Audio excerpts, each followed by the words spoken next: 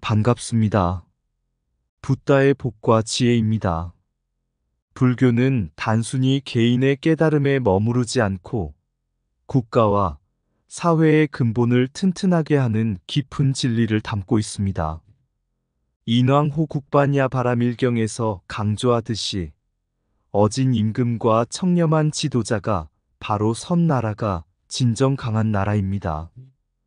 불교의 반야의 지혜는 국민을 섬기고 공정한 통치를 실현하며 나라를 강건하게 만드는 정신적 토대입니다. 오늘 우리의 삶 속에서도 이러한 불교적 가치가 빛을 발하기를 소망합니다. 불교의 진리가 우리 모두의 마음을 평화롭게 하고 국가와 사회를 더욱 튼튼하게 만드는 원동력이 되길 기원합니다. 자, 그럼 불교는 국가를 튼튼하게 하고 강건하게 만드는 종교이다. 그 여정을 함께 해볼까요? 고대 중국 당나라의 한 왕은 나라를 다스리는 일이 무겁고도 힘들어 매일 불안과 고민에 시달렸습니다. 그러던 어느 날 그는 고승을 찾아가 조언을 구했습니다. 왕은 고승에게 물었습니다. 스님, 어떻게 해야 나라가 평안하고 강건해질 수 있겠습니까? 고승은 미소를 지으며 인왕호 국반야 바라밀경의 한 구절을 인용했습니다. 어진 임금은 백성의 목소리를 듣고 자신의 욕심을 비우며 지혜로 나라를 다스리는 자입니다. 탐욕을 버리고 반야의 지혜로 국민을 섬기면 국가는 반드시 번영할 것입니다. 왕은 깊은 깨달음을 얻고 탐욕과 권위의식에서 벗어나 청렴한 정책을 펼쳤습니다. 부패한 관리를 물리치고 공정한 인재를 등용하며 백성의 고통을 덜어주기 위해 세금을 감면했습니다. 세월이 흐르자 왕의 나라는 평화롭고 부유해졌습니다. 백성들은 왕을 어진 임금이라 부르며 존경했고 나라 전체가 강건하게 성장했습니다. 이 일화는 불교의 가르침이 단순한 종교적 교훈을 넘어 사회와 국가를 튼튼하게 만드는 힘을 지녔음을 보여줍니다. 진정한 지도자는 반야의 지혜를 실천하며 국민의 행복을 최우선으로 삼아야 한다는 부처님의 진리가 오늘날에도 변치 않는 진실임을 깨닫게 합니다. 고대 인도 마가다 왕국의 한 왕, 아소카는 전쟁으로 영토를 확장하며 권력을 키웠지만 마음속엔 늘 공허함과 불안이 가득했습니다. 어느 날 그는 깊은 절망 속에서 한 비구를 만나 도움을 청했습니다. 비구는 왕에게 인왕호 국반야 바라밀경의 가르침을 전하며 말했습니다. 국왕은 단순히 권력을 가진 자가 아닙니다. 진정한 지도자는 반야의 지혜를 품고 백성의 고통을 자신의 고통처럼 여기는 사람입니다.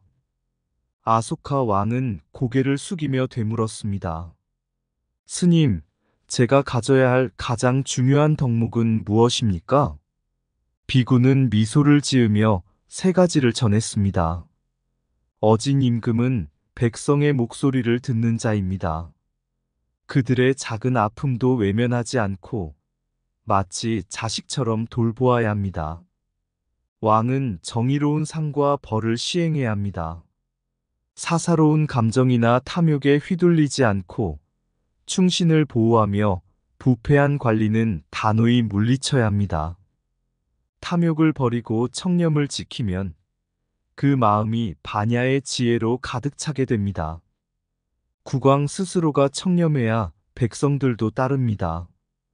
아소카 왕은 이 가르침에 깊이 감명받았습니다. 그는 더 이상 전쟁을 일으키지 않고 불법을 국정의 중심에 두었습니다. 백성들을 위해 병원을 짓고 부패한 관리들을 물리쳤으며 모든 정책에 반야의 지혜를 담았습니다. 그 결과 마가다 왕국은 평화와 번영의 시대를 맞이했습니다.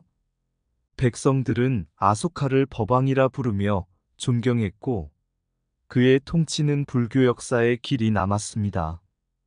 이 이야기는 호국 경전이 강조하는 이상적인 지도자의 모습과 부처님의 가르침을 그대로 반영합니다. 어진 임금이 되어야 나라가 강건해진다는 가르침은 오늘날의 지도자들에게도 깊은 교훈을 전합니다.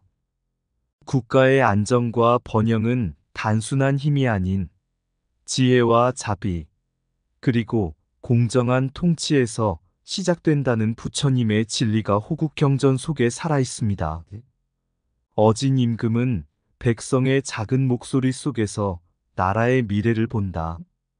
반야의 지혜를 지닌 자만이 진정한 통치자가 될 수 있다. 권력은 마음을 다스리는 자에게 진정한 힘이 된다. 공정함은 강한 나라의 뿌리이며 부패는 그 나라를 무너뜨리는 독이다. 백성의 고통을 외면하는 자는 왕이 아니라 폭군일 뿐이다. 경청은 왕의 첫 번째 덕목이며 무시와 오만은 통치의 종말이다. 탐욕을 버리고 청렴을 지킨 자만이 국가를 평안하게 만든다. 국왕이 반야의 지혜를 잃으면 나라는 혼란에 빠진다. 부처의 가르침을 따르는 지도자는 국민의 진정한 보호자가 된다. 작은 불의도 용납하지 않는 자가 큰 정의를 세울 수 있다. 국민의 행복이 곧 왕의 행복이며 그 반대는 참된 통치가 아니다. 지혜로운 왕은 권좌에 앉기 전에 백성의 마음을 먼저 읽는다. 자비와 지혜가 없는 권력은 바람 앞의 등불과 같다. 반야를 품은 지도자는 번영을 가져오고 탐욕에 물든 지도자는 파멸을 가져온다. 부처님의 가르침에 귀 기울인 통치자는 천년의 평화를 만든다. 고대 중국의 한 왕, 문왕은 나라가 혼란에 빠졌을 때 백성의 마음을 잃고 있음을 깨달았습니다. 그는 스스로에게 물었습니다. 내가 진정 어진 임금인가? 답을 찾기 위해 문왕은 불교 고승을 찾아가 인왕후 국경의 가르침을 구했습니다. 고승은 말했다. 어진 임금의 조건은 세 가지입니다. 그것은 공정성, 청렴성, 그리고 백성을 향한 자비입니다. 하지만 그 바탕에는 반드시 반야의 지혜가 있어야 합니다. 고승은 문왕에게 첫 번째 덕목인 공정성을 설명했습니다. 공정한 임금은 사사로운 감정에 휘둘리지 않습니다. 정의는 모든 백성에게 평등하게 적용되어야 합니다. 충신을 보호하고 부패한 관리는 단호히 처벌해야 합니다. 문왕은 부패한 대신을 처벌하고 공정한 인재를 등용하기 시작했습니다. 백성들은 문왕의 공정한 통치에 신뢰를 보냈고 국정은 점차 안정되었습니다. 고승은 두 번째 덕목인 청렴성을 강조했습니다. 탐욕은 국가를 망치는 독입니다. 임금이 탐욕을 버리고 청렴해야 관료들도 부정부패를 두려워하게 됩니다. 문왕은 사치를 멀리하고 검소한 생활을 실천했습니다. 지방 관리들에게도 청렴을 강조하고 백성들의 세금 부담을 덜어주었습니다. 마지막으로 고승은 국민 중심 정책의 중요성을 설명했습니다. 어진 임금은 백성을 하늘로 여깁니다. 국민의 고통을 자신의 고통처럼 여기고 그들의 소리를 경청해야 합니다. 문왕은 백성들과 직접 소통하며 그들의 어려움을 해결하려 노력했습니다. 불필요한 세금을 줄이고 농민과 상인의 고통을 덜기 위해 다양한 정책을 시행했습니다. 고승은 문왕에게 반야의 지혜가 통치의 핵심임을 강조했습니다. 반야는 모든 현상의 진실을 꿰뚫어 보는 지혜입니다. 이 지혜가 없는 통치자는 눈먼 자와 같습니다. 참된 반야의 지혜를 가진 자만이 진정한 인왕이 될 수 있습니다. 문왕은 반야경을 공부하며 자신의 내면을 돌아보았습니다. 탐욕과 분노를 다스리고 지혜와 자비를 실천했습니다. 문왕은 해마다 인왕 호국법회에 참석했습니다. 이 법회는 국왕이 스스로의 통치를 돌아보고 불교의 가르침 속에서 나라를 다스릴 지혜를 구하는 자리였습니다. 이 전통은 신라와 고려에서도 이어져 왕들은 백성을 위하는 마음과 반야의 지혜를 되새겼습니다. 그 결과 중국과 한국의 왕들은 불교의 가르침을 바탕으로 나라를 평안하게 다스렸고 백성들은 평화롭고 번영된 삶을 누릴 수 있었습니다. 부처님의 가르침은 단순한 종교적 교훈이 아닙니다.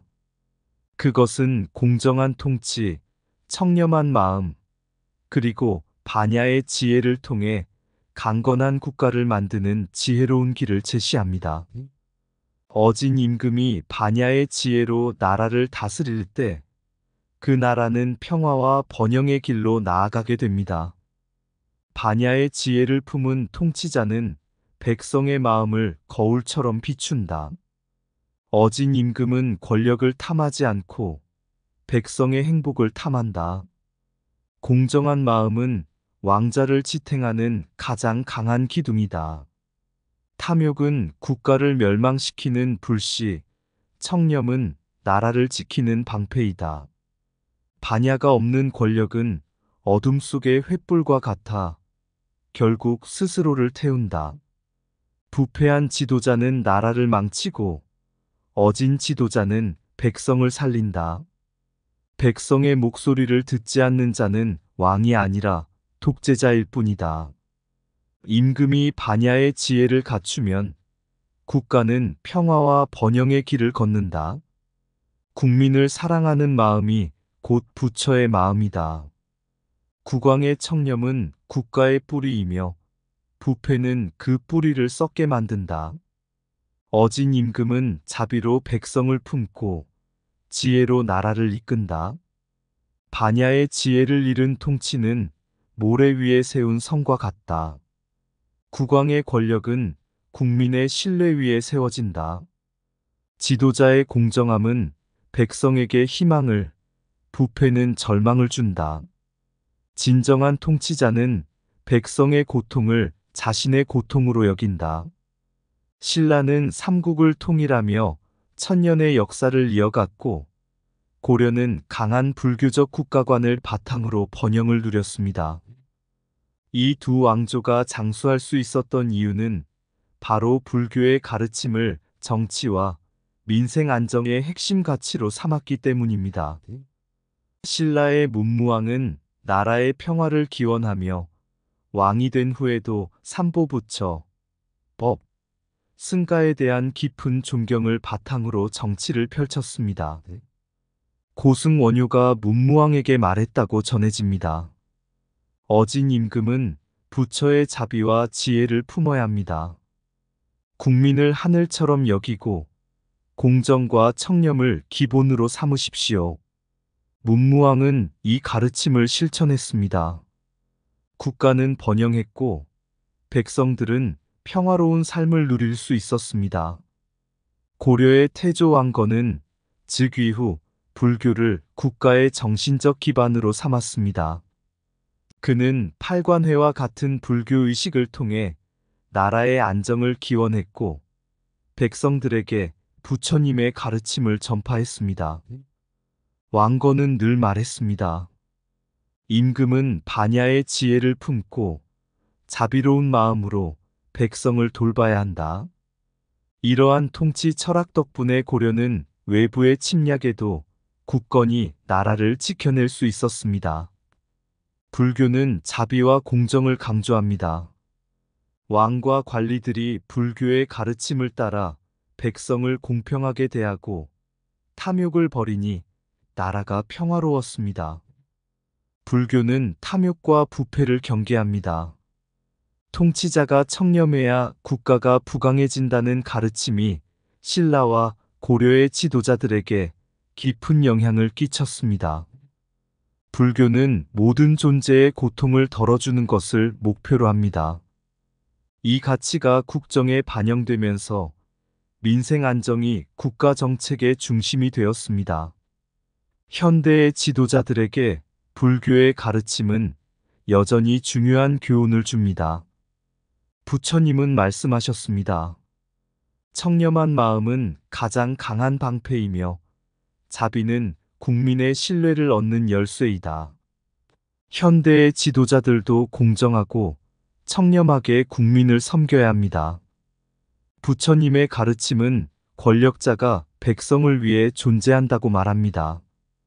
지도자는 부처처럼 국민의 고통을 덜어야 한다. 이는 오늘날의 정책에서도 중요한 가치입니다. 반야의 지혜는 모든 사물을 꿰뚫어보는 통찰력입니다. 지혜 없는 통치자는 길 잃은 나그네와 같다.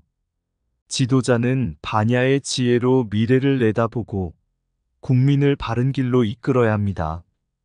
신라와 고려의 성공 사례가 보여주듯 불교의 자비, 공정, 청렴, 반야의 가르침은 강건한 국가를 만드는 핵심 가치입니다. 현대 지도자들도 부처님의 지혜를 바탕으로 국민을 섬긴다면 평화롭고 부강한 나라를 만들 수 있을 것입니다. 국가는 백성의 마음을 돌보는 곳, 그 마음을 돌보는 자가 바로 임금이다. 부처님의 가르침이 통치에 반영될 때 나라의 번영은 자연스러워진다.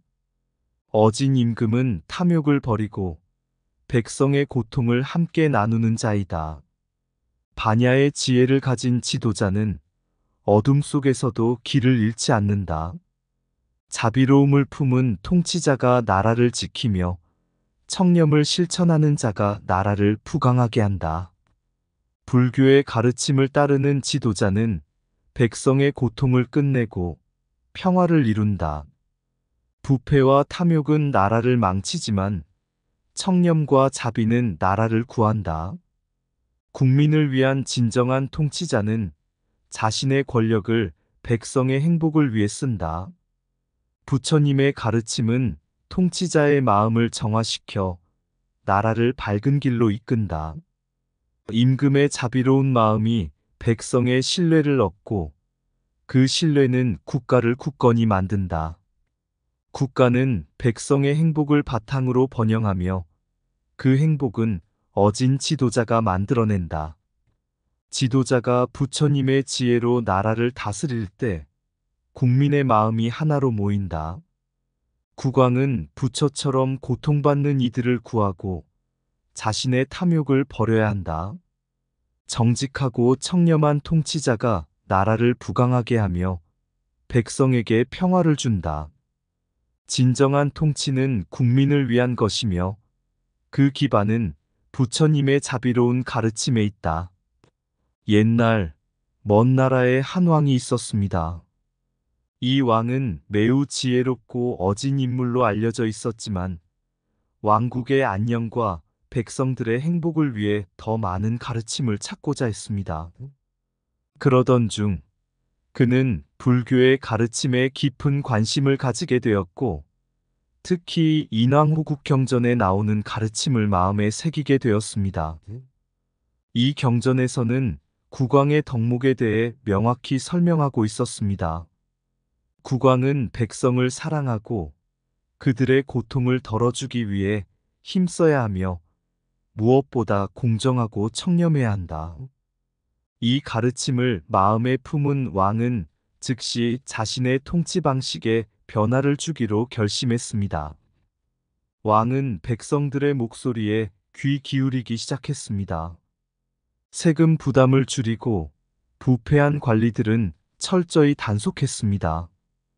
대신 덕망 있는 사람들을 중요한 자리에 배치해 모든 일이 공정하고 정의롭게 처리될 수 있도록 했습니다. 왕은 또한 반야의 지혜를 통해 어떤 일이든 깊이 생각하고 결정하며 즉흥적인 결정을 내리지 않도록 했습니다. 그의 통치는 점차 왕국을 안정시켰고 백성들은 행복하게 살게 되었습니다. 왕국은 경제적으로도 번영을 이뤄가며 국경을 넘은 나라들에서도 그 왕의 덕을 칭송했습니다. 왕은 매년 인왕호 국법회에 참여해 스스로의 통치 방향을 점검하며 부처님의 가르침에 따라 자신의 길을 더욱 명확히 했습니다. 시간이 흐르고 왕은 결국 노쇠하게 되었을 때 그의 마지막 유언을 남기었습니다. 내가 이루고자 했던 것은 단 하나, 백성들이 고통 없이 평화롭고 행복하게 사는 세상이었다. 그 길을 따라가며 나는 불교의 가르침을 지켰고, 이 길이야말로 나라를 번영하게 하고 강건하게 만드는 길임을 확신한다. 그 후, 이 왕의 통치 방식은 후대의 지도자들에게 큰 영향을 미쳤고, 부처님의 진리와 불교의 국가관은 나라를 부강하게 만들고 민생을 안정시키는 중요한 가치로 자리 잡게 되었습니다. 백성들은 평화롭고 번영하는 삶을 살았으며 그들의 지도자는 언제나 부처님의 가르침을 기억하고 실천하는 자였기에 나라의 미래는 더욱 밝고 희망적이었습니다. 이 이야기에서 우리는 불교가 제시하는 국가적 통치의 가치와 부처님의 가르침이 실제로 국가를 어떻게 번영시킬 수 있는지를 깨닫게 됩니다. 어진 임금의 덕목과 반야의 지혜, 그리고 자비와 공정성을 바탕으로 한 지도자의 통치는 단순히 왕국을 다스리는 것이 아니라 백성들의 삶을 풍요롭게 하고 나라를 굳건히 만드는 핵심이 되는 것입니다. 오늘날 이 이야기는 현대 지도자들에게도 중요한 교훈을 제공합니다. 불교의 가르침을 바탕으로 한 지도자는 공정하고 청렴하며 백성들의 고통을 이해하고 덜어주려 노력하는 자일 것입니다. 이와 같은 지도자가 있기에 국가가 번영하고 강건할 수 있다는 사실을 우리는 잊지 말아야 합니다. 국가는 백성의 마음 속에 있네. 그 마음을 돌보는 자, 통치자라네. 부처님의 가르침 따라 걸어가면 백성의 고통, 그 끝이 보이리라. 어진 왕이여, 공정한 손길로 백성의 고통을 덜어주라. 탐욕을 버리고 자비로 다스리며 그 길 위에 평화가 꽃 피우리. 반야의 지혜, 깊은 바다 같아 어둠 속에서도 길을 비추리라. 하늘과 땅을 아우르는 마음, 백성을 위해 헌신할 때 나라가 강해지리라. 세상 만물, 모두 인연의 끈, 국가는 백성과 함께 자라네. 부처님의 가르침이 세운 길, 그 길 따라 국가도 굳건히 서리라. 정직과 청렴, 자비의 마음, 그 위에 세운 나라가 번영하리. 부처님께서 가르친 대로 그 길이야말로 국가의 진리라. 국가를 강건히 만드는 길은 부처님의 가르침 속에 있음을 알리며. 이상 붓다의 복과 지혜였습니다. 오늘도 복지 구족한 날 되세요. 구독과 좋아요는 붓다의 복과 지혜를 밝히는 큰 자비의 등불이 됩니다.